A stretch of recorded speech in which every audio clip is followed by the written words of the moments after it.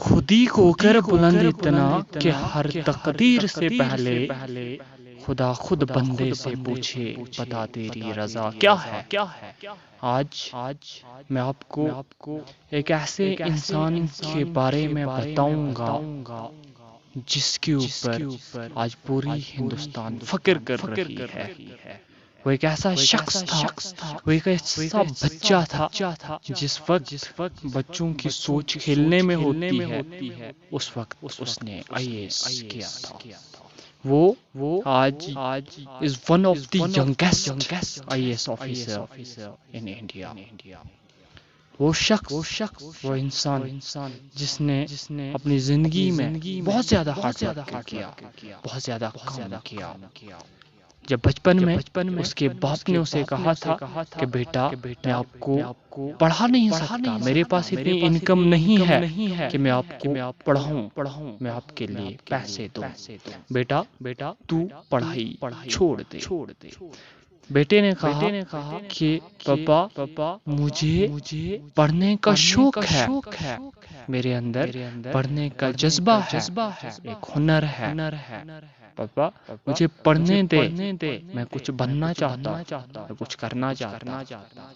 ایک ایسا وقت آیا جب اس کے والد نے اسے گھر میں رکھا، کہا بیٹا کل سے تو سکول نہیں جانا۔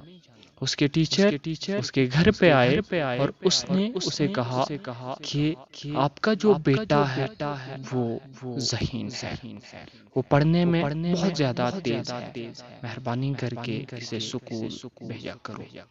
اس کے بعد اس بچے کو پھر سے سکول بھیجا گیا۔ میں آپ کو یہ بھی بتاتا چلوں کہ اس کا باپ ایک رکشہ ڈرائیور تھا، وہ مہاراشٹر میں رہتا تھا۔ وہ کام کاج کر کے اپنی پڑھائی اس نے شروع کی۔ آخرکار جب اس نے بورڈ کا ایگزام پاس کیا تو 91% اس نے بورڈ کا ایگزام پاس کیا۔ اس کے بعد گریجویشن میں اس نے 73% لیا۔ لیکن میں آپ کو بتاتا چلوں کہ وہ انسپائر ہوا کیسے، اس کی زندگی تبدیل ہوئی کہاں سے۔ اس نے اپنی زندگی میں جو سوچا کہ میں کچھ کرنا چاہتا ہوں وہ ہوا کیسے۔ جب ایک دن ایک پولیس والے نے اس کے والد سے رشوت لی، اس وقت اس بیٹے نے قسم کھائی کہ میں ایک آفیسر بنوں گا اور میں رشوت خوری کو ختم کروں گا اپنے علاقے سے، اپنے ملک سے۔ وہ ایک بیٹا تھا جس کا نام شیخ انصاری۔